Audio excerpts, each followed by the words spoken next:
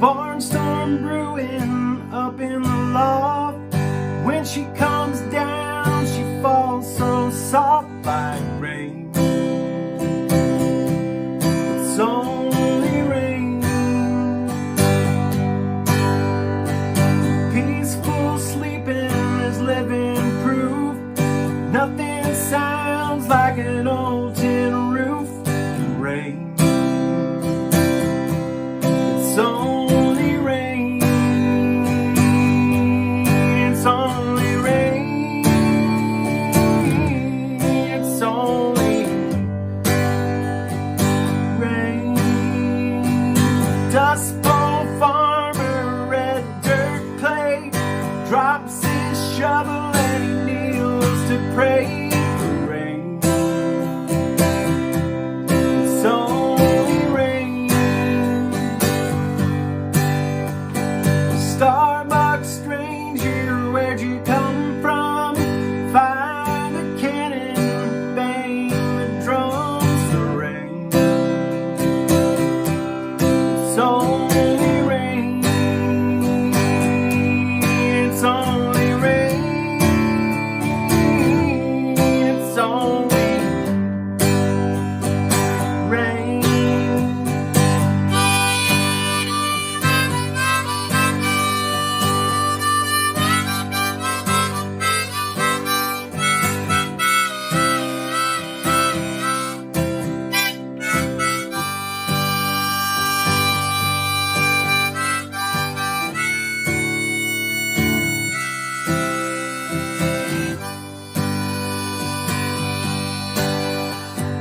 Barnstorm brewing up in the loft. When she comes down, she falls so soft like rain.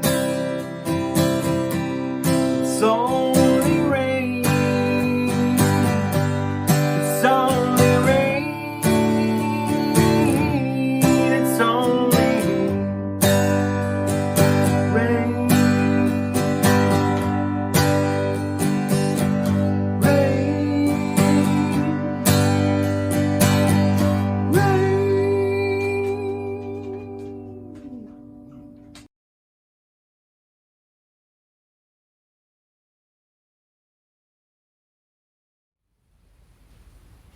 Welcome to a Sunday morning service brought to you by the San Gabriel Unitarian Universalist Fellowship in Georgetown, Texas. I am Reverend Sandy Ingham, San Gabriel's interim minister. You might be watching this anytime, not necessarily on Sunday morning, the 24th of May, 2020.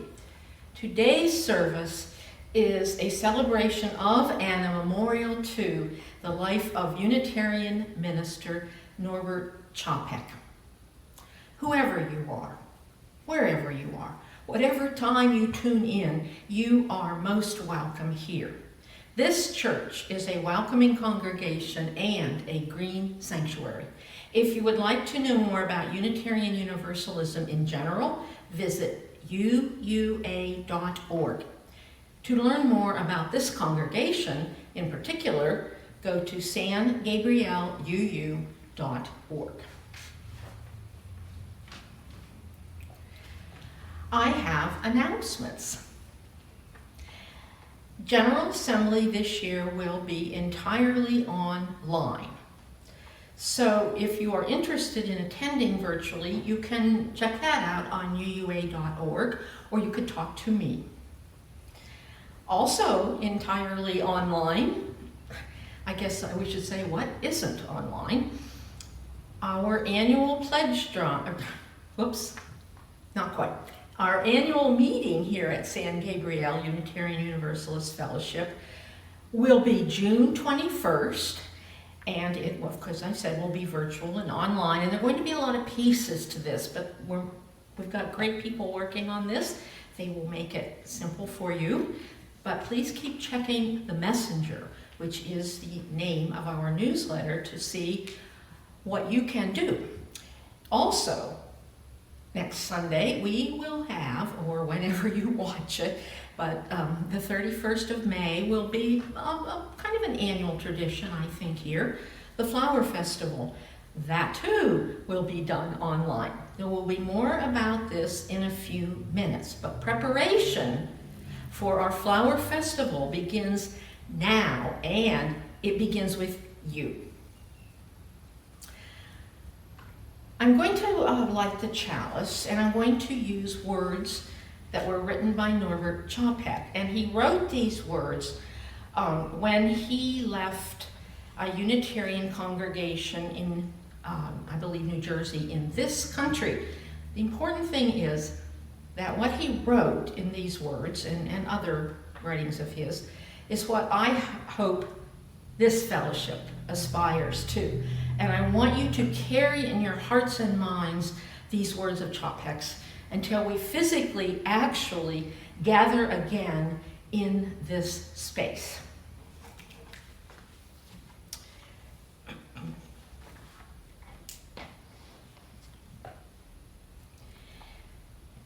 Norbert Capek was snubbed by the Unitarians in this country, by the AUA,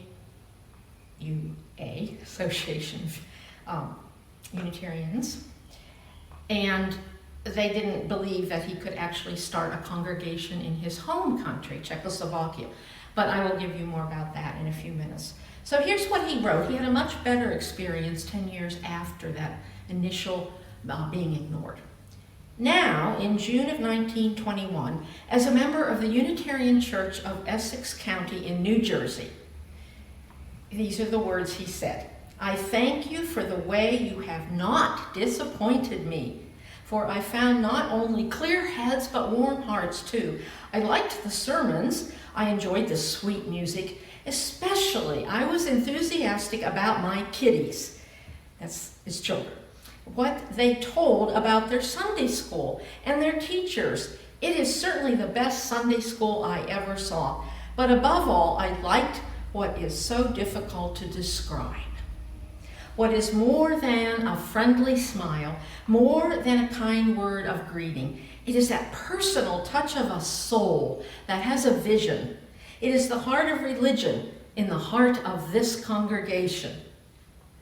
And for Capek, religion meant respect for the sacredness of life. And he concludes, also the heart of a church I see in the personal qualities of its members that manifest themselves in all that they do. I hope that could be said of this congregation too. Please join me now in singing our opening hymn. And both the words and the music were written by Norbert Capek. To me, this hymn illustrates his questioning spirit, his lifelong quest to enlarge the meaning of the word God and to increase our understanding of what it means to be human and how we interact with the universe, with life.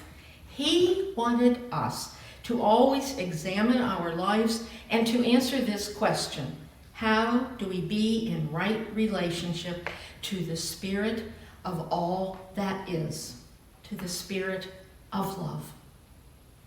Sing number 8, Mother Spirit, Father Spirit.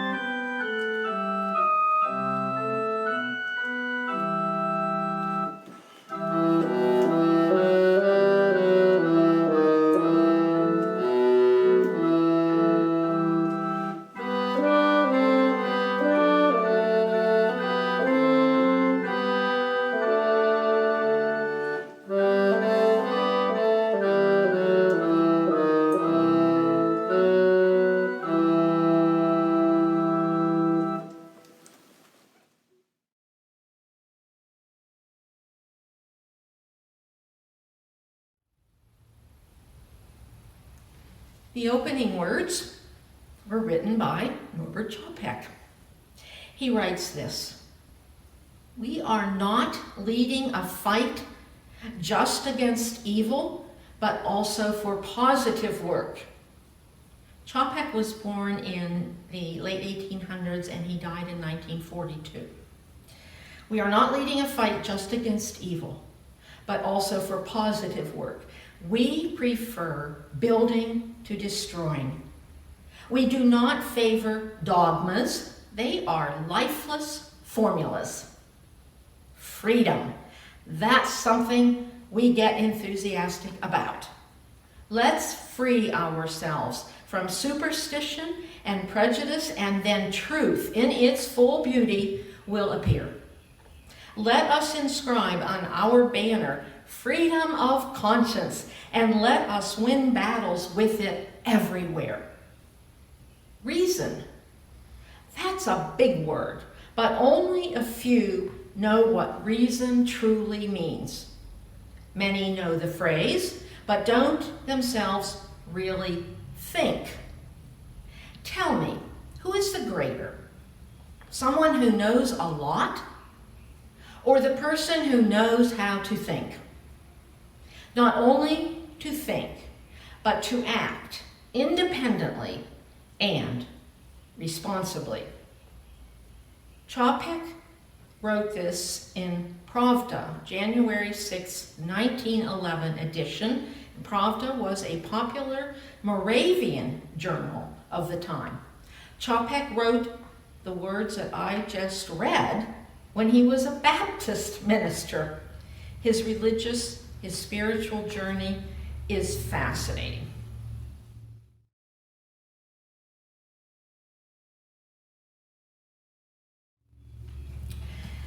Now it is time to join with me, or with the people on the video, in singing, or saying if you prefer that, our affirmation.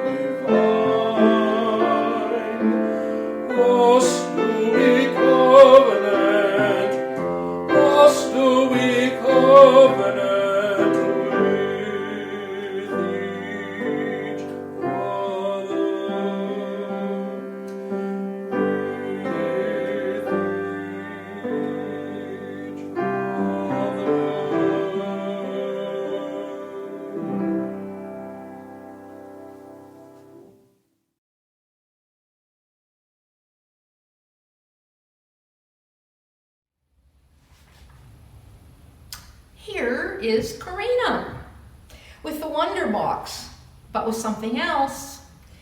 We want all ages to pay close attention to some important information that Corinna will give you during this Wonder Box time. Thank you, Reverend Sandy, and good morning, everybody. It's wonderful to be here with you today. I'm excited because I have something special with me. Got the Wonder Box from church. I went up to church on Wednesday for the first time in 10 weeks and got to see lots of folks. I stopped by some people's houses and some people came up to the church, and it was really wonderful to see everybody. And so I've got this Wonder Box, the real thing, and what could be in there today? The background might be a clue for you. Let's use our wondering minds.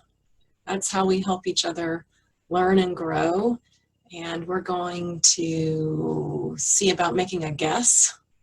Tell someone near you what your guess is, and I'll open it up. Let's take a look. Yep, not too hard. I've got some flowers in here. Reverend Sandy is preaching about a uniquely UU tradition, the flower festival or ceremony, and we're going to do that next week. And I've got some friends with me today to help you participate in that. They're going to explain what to do. Here they are. Hello, I'm Tiger Cub, and I am in a gorgeous field of flowers, and it makes me so happy. I wish I had someone to share all this beauty with. Maybe a friend of mine will come along. Well, hello, Tiger Cub. It is I, British Bear. It is so lovely to see you here this morning in this gorgeous field of flowers. I wish I could share it with you. Well, why don't we do that, British Bear? Let's exchange flowers. Here's the one I picked. And I have one for you as well. Let's see if we can exchange. I love it. Thank you so much. And did you know San Gabriel Unitarian Universalist Fellowship is going to be exchanging flowers next week? No, I had no idea. Why do they do that? Well, it turns out many UU churches have a flower festival or ceremony every year, and they celebrate each person's individuality and yet how we all come together. Wow, that sounds like a lovely tradition. I sure hope I can join in. Yes, I can't wait to see all the pictures people will be submitting of their flowers. Let's go and do that together then. See you next week. Wow, that was a lovely visit from Tiger Cub and British Bear. I hope you all had enjoyed your time with them. And I look forward to seeing lots of flowers in our slideshow next week. Look in your messenger email for details on how to submit those photos, drawings, representations of flowers, however you'd like to share with each other. And Reverend Sandy is going to tell us more about the whole history behind this wonderful tradition. And we'll talk a little bit about it in RE time today too at 2 p.m. See you then.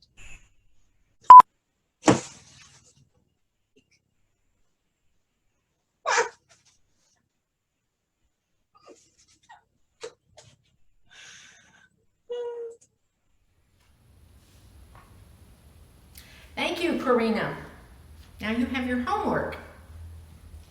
I am pleased to tell you that we have put the musical interlude back into our service, and this time has, traditionally also been when we take an offering. But it would be difficult for me and our wonderful cameraman, Sean, to take an offering with just the two of us. Passing the plates would be a bit silly. So we are including information about paying pledges, about donating to this fellowship online. And I believe that that information will run across the bottom of your screen during both the musical interlude and also at the very end during the postlude.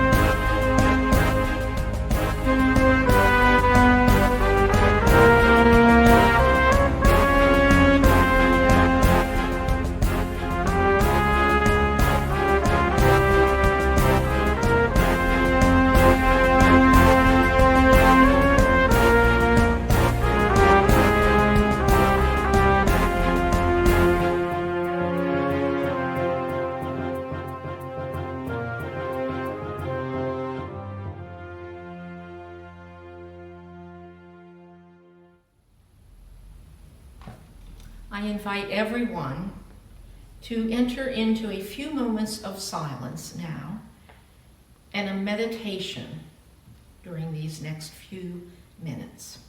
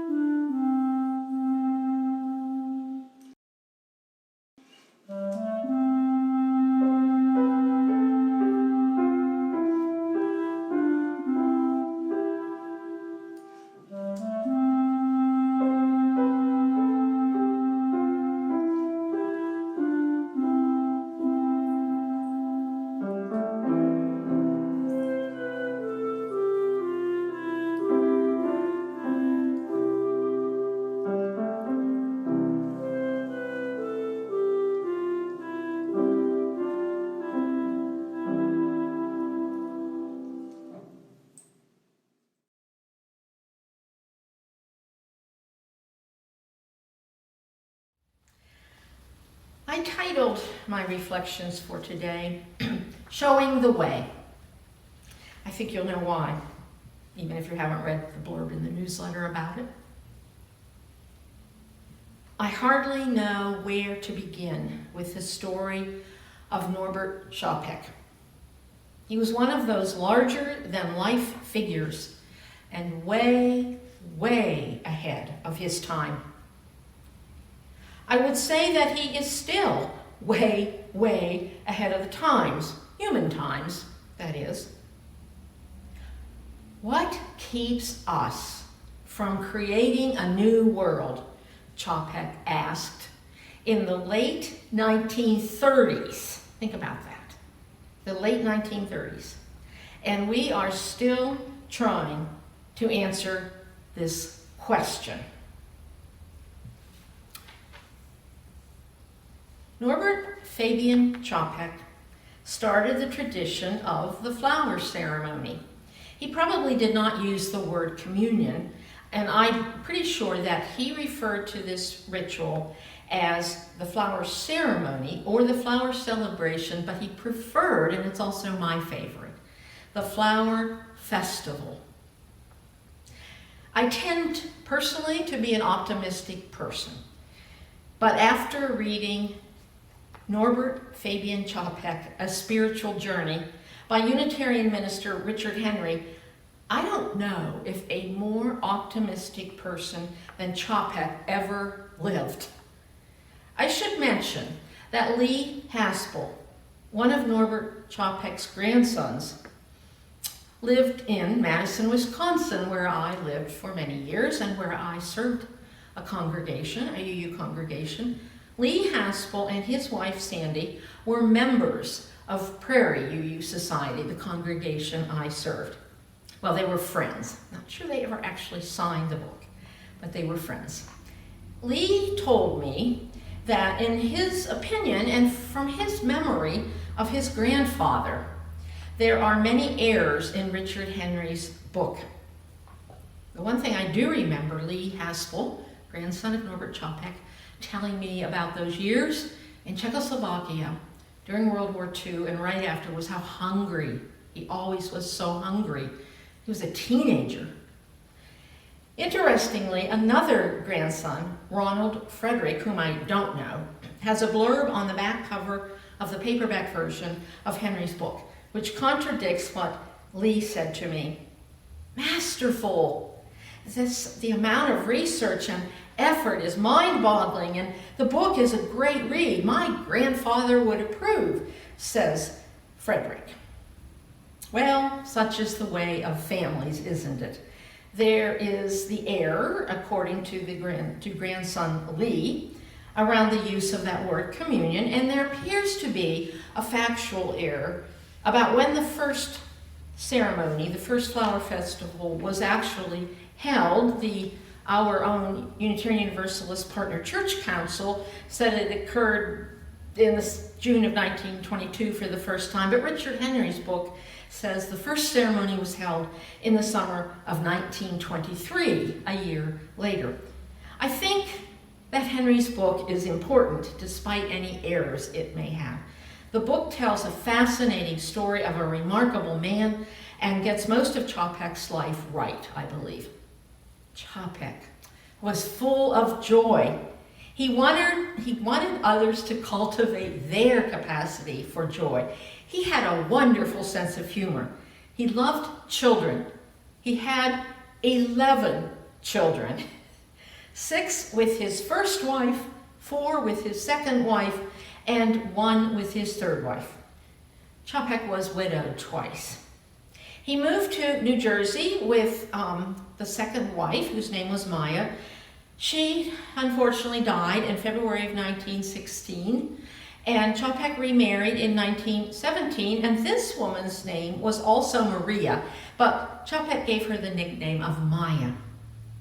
I am talking mostly about this wife number 3, Maya, this morning.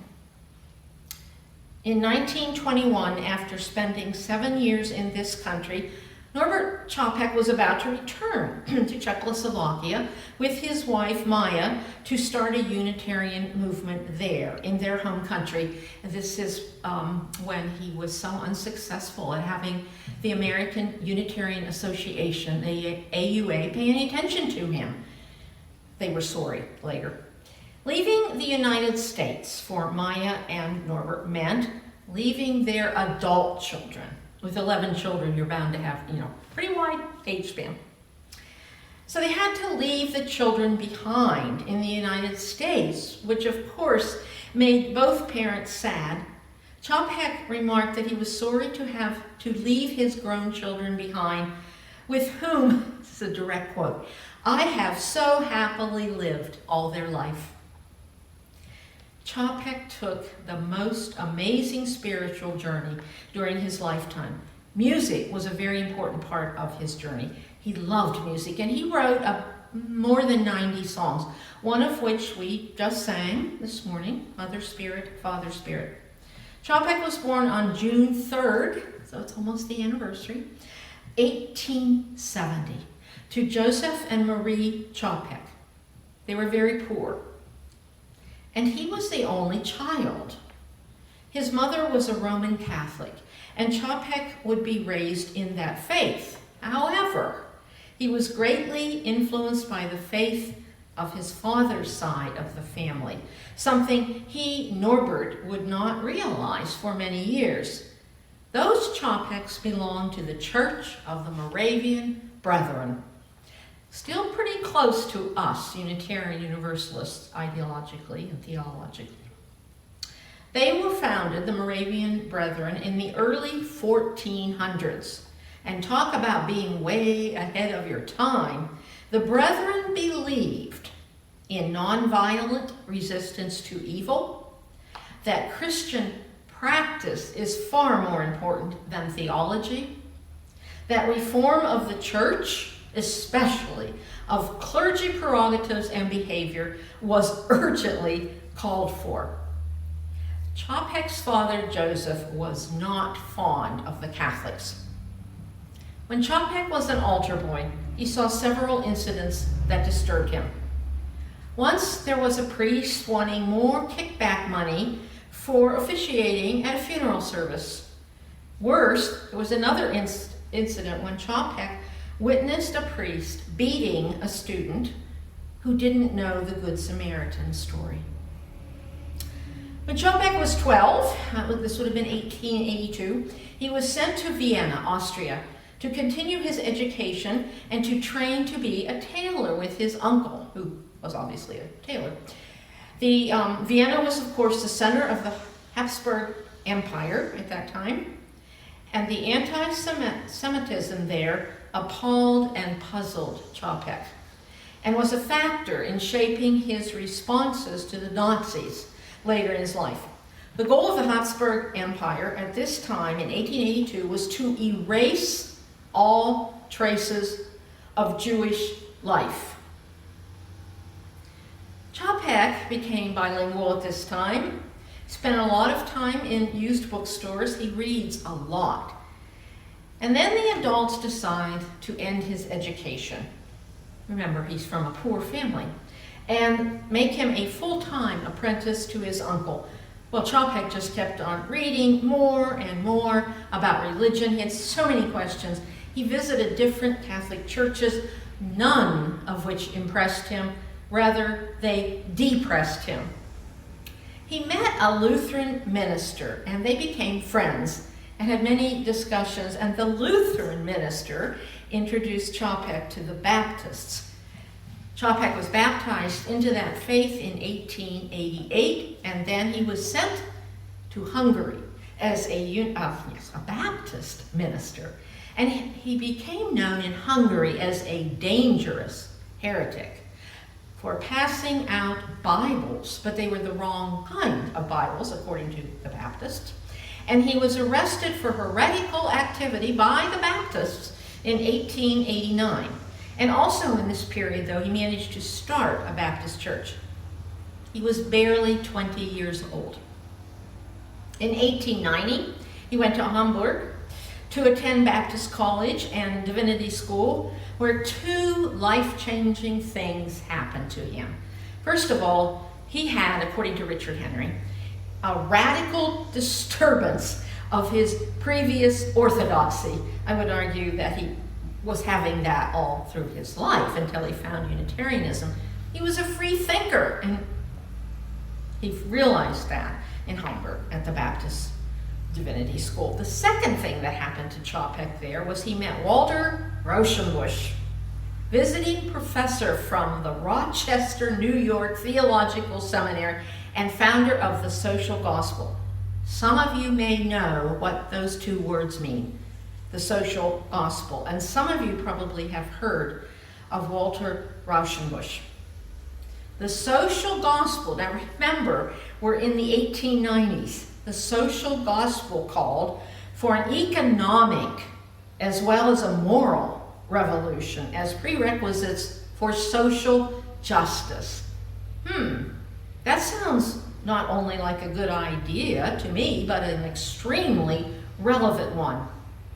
Rauschenbusch maintained, quote, that capitalism was inhuman and anti-Christian, and that it was hard to imagine any other system will cause more injustice, more physical suffering, and more heartache than the Industrial Revolution by which capitalism rose to power. End of quote. One of the main points of the Social Gospel is the belief that we must create heaven on earth and not depend on there being some heaven somewhere in some other lifetime. Capek believed that we must work for world patriotism and that the basis of that would be world religion. As I said, he was way ahead of his time. He believed in the perfection of humankind, but he kept questioning his Baptist faith and wondering if it would lead to the goals he held so dearly. The answer was a resounding no. So then what was he going to do? Where would he find such a faith tradition? And in this time period of his life, in the early 1900s, Capek did not know about Unitarians. However, a friend of his did. And that friend just happened to be the future president of Czechoslovakia, Thomas Masaryk. When Masaryk first got to know Norbert Capek, Masaryk, in one of their many intense, wide-ranging conversations, told Capek that he sounded like a Unitarian. Masaryk was eventually able to introduce Capek to Reverend Charles Wendy, Secretary of the American Unitarian Association's Department of Foreign Relations. So by the fall of 1910, Capek was appealing to the American Unitarians for funds and support to start a Unitarian congregation in Czechoslovakia. But as I have said, Capek was unsuccessful with trying to raise funds and get support. Masaryk's comment was this: the Unitarian Church is like a mother unwilling to nurse her own children. Warned that he might be put in jail in 1914 because Habsburg rulers thought he was dangerous, Capek accepted a position as pastor of a Baptist church in New Jersey, yes, in this country. And then the oddest thing happened. In June of 1915, Capek was charged with heresy by the Baptists in this country, and he went to trial in this country for that crime. Apparently, he was not orthodox enough, as clearly shown by his interest in so many heretical subjects. Phrenology and psychology, for example. The charges were dropped, and Capek was once again accepted as a minister in good standing with the Baptists. Despite that, and this won't surprise you, Capek left the Baptist Church in September of 1919. Throughout his spiritual journey, Capek was always able to draw on the roots of the Czech religion. The roots of the Czech religion, especially from the Reformation period. He knew from studying that period and from his mentor, Walter Rauschenbusch, that the only true way to be on a spiritual journey was to ask the difficult questions, such as this one. Who is controlling the economic decisions that will determine a country's future financial stability? Whose interests are being served by such trade? We must be concerned about who will make the greatest profit from trade. Capek was asking these questions when he returned to Czechoslovakia between the two world wars. And when he returned, he began building a movement. Within a few weeks after starting to have Sunday services in rented space, crowds were waiting outside in the snow and then standing for an hour-long service because there weren't enough seats. Capek's wife, Maya, reported that several people in Prague told her, "I have seen many a line for food, shoes, and many other things, but never have I seen a church line." There were those, however, in Prague who felt that the Unitarian services were punctuated rather too frequently with hearty laughter from the congregation, considered unseemly behavior for religious observance. The Unitarian Church in Prague and in other cities in Czechoslovakia just kept growing. At one point, in the late 30s and into the 1940s, the Prague Church had 10,000 members. 10,000 members. I have often wondered how the Prague Church became the biggest in the world, and part of this, of course, was because of Norbert Capek's charisma. But there were other factors, and one of the most important was the fact that after World War I, 1 million Czechs left the Roman Catholic Church. 1 million. So there was a very real spiritual crisis happening in that part of the world at that time. And just as well, not an aside, but as clarification, when Capek used the word religion, one of the things that he meant was the purpose of religion is to celebrate and honor the sacredness of the gift of life. So there was this vacuum in religious life in Czechoslovakia from 1918 into the 1920s. Tomáš Masaryk, by now the president of Czechoslovakia, backed Norbert Capek's ideas about a spiritual awakening and the importance of not being tied to the old ways. It must be nice to have the president of the country on your side. This was the period when Capek introduced the first flower festival, and the Unitarian Church in Prague just kept growing and growing. There were other factors in its growth. Of course, it had a very strong Sunday school program. Capek believed that children should have a solid religious education background. He believed in the importance of educating the whole person. So there were many classes for adults offered, and he believed in a full-service church. For him, that meant that on Tuesdays, the sermon was repeated, followed by a discussion of it, and the emphasis was always on the whole person. His church even had a vegetarian restaurant on the premises. In Capek's words, the first object of a person's religion was his or her own sense of worth. The first object of your religion and mine is our own sense of worth. Well, now, guess who becomes supportive? Yes, finally, the American Unitarian Association and the British Unitarians take note of the growth, the incredible growth of Unitarianism in during that time period in Czechoslovakia. Well, at the same time that all this growth is occurring, those of you who know your history know that this was a dangerous time in Europe between the two wars, and of course, the closer we get to the 1930s. And here's this whole congregation of people holding so-called heretical views and becoming more and more dangerous to the powers that were about to be, if they weren't already.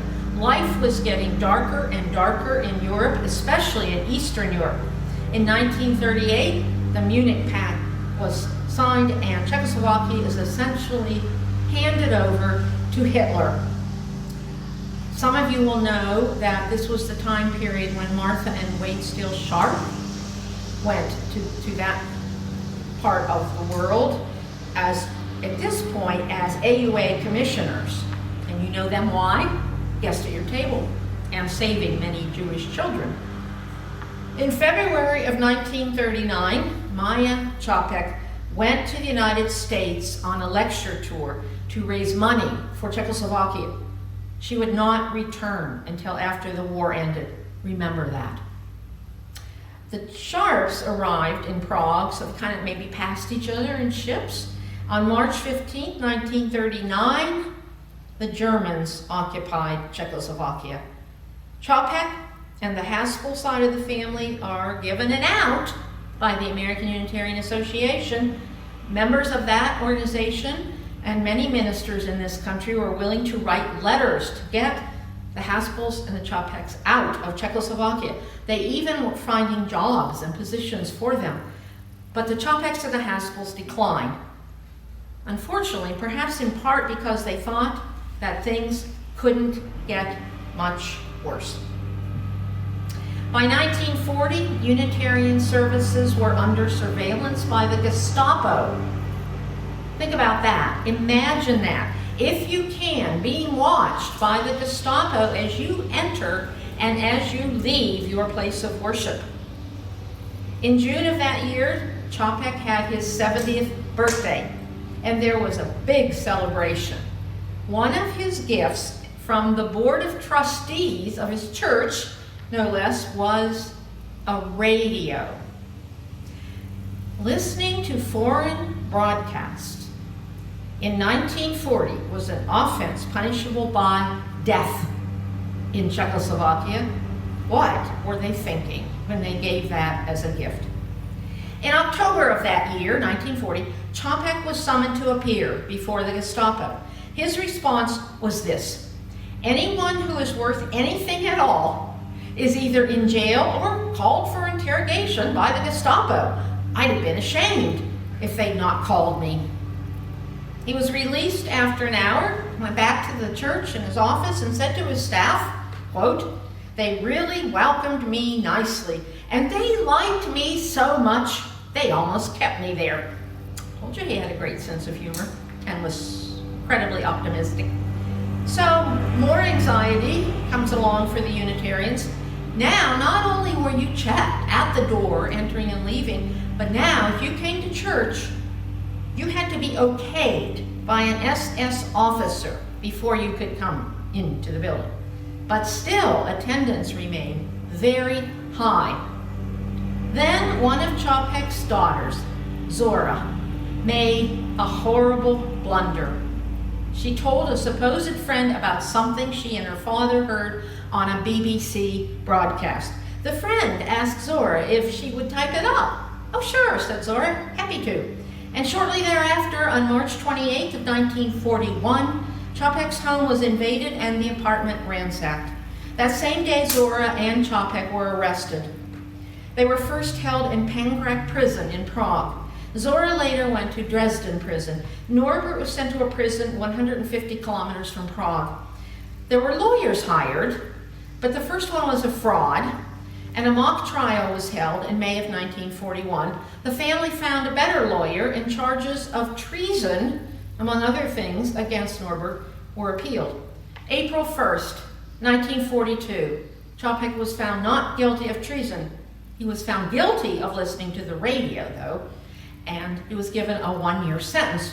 But he'd already served 11 months, so his family and his friends were very happy and talked about the remarkable leniency shown by the SS court.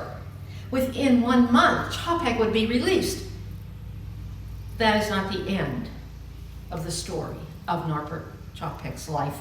On May 27, 1942, the Czechoslovakian underground and resistance movement and the government in exile successfully carried out their plot to assassinate Reinhard Heydrich, also known as the Butcher of Prague, responsible for countless numbers of deaths.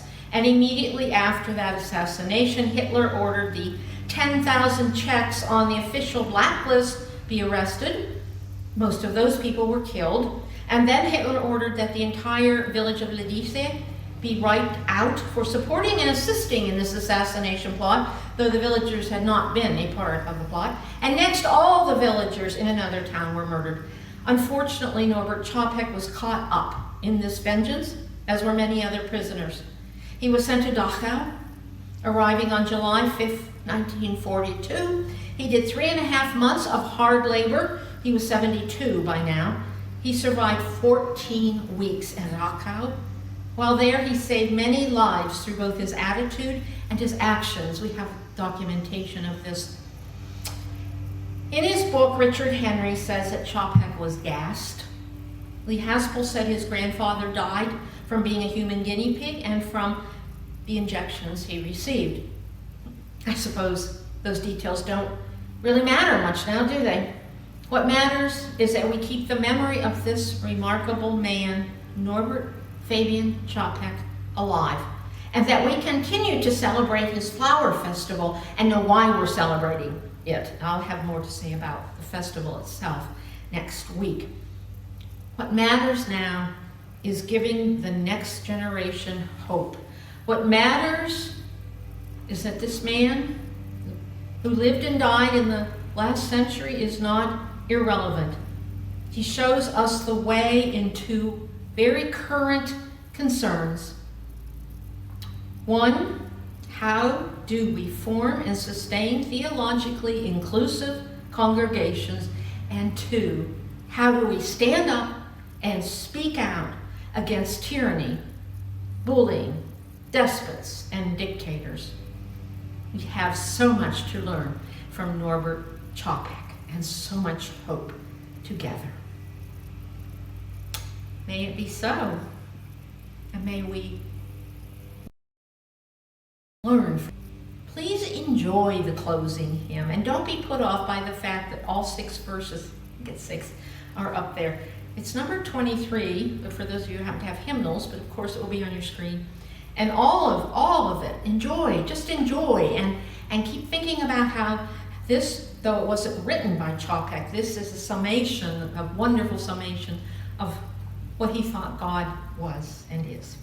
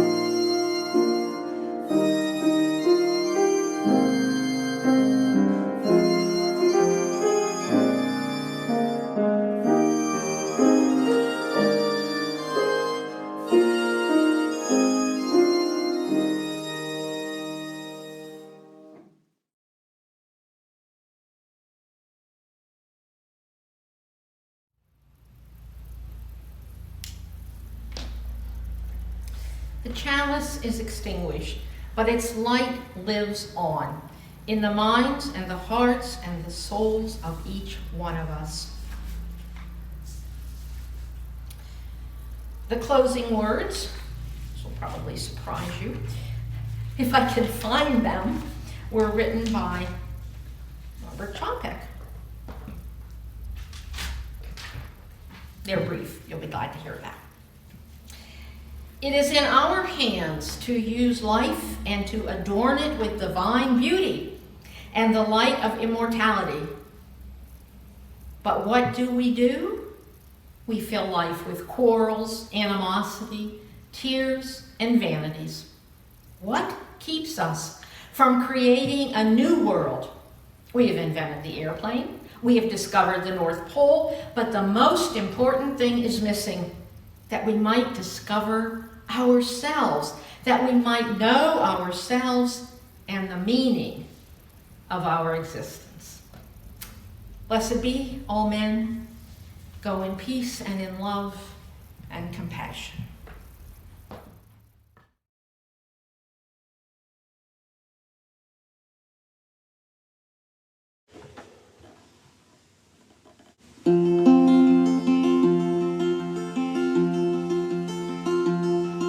I'm not a perfect person anyone can see. I've marinated bridges in kerosene. I've been petty, I've been jealous, I've spoken carelessly. But you ain't gotta worry for a wretch like me. And temperance never was my sort of thing at all.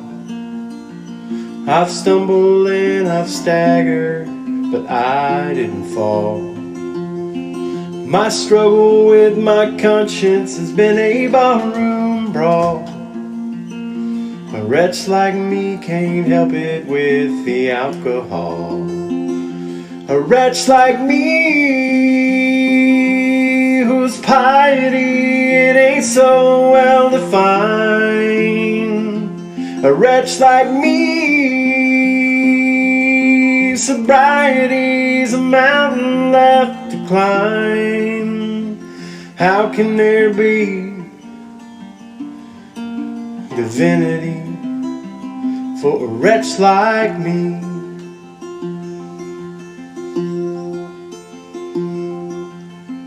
Every human has inherent dignity, and of this there should be no ambiguity. And you may say it's not your responsibility, but that ain't good enough for a wretch like me. 'Cause community transcends nationality, as love is so much more than sexuality. Let everybody live their own reality, and judging them ain't the burden of a wretch like me. A wretch like me, who you love, it ain't no fear of mine. A wretch like me, don't give a damn about your man-made lines. How can there be divinity for a wretch like me?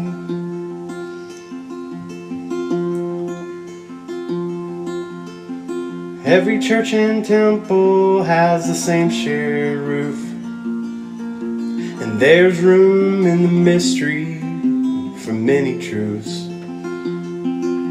And many different paths can trace the same shared roots, and no one's understanding is absolute. So I'm not a perfect person anyone can see, and I ain't here to tell you what to believe. Just be a decent neighbor and send love globally, you should expect the same from a wretch like me.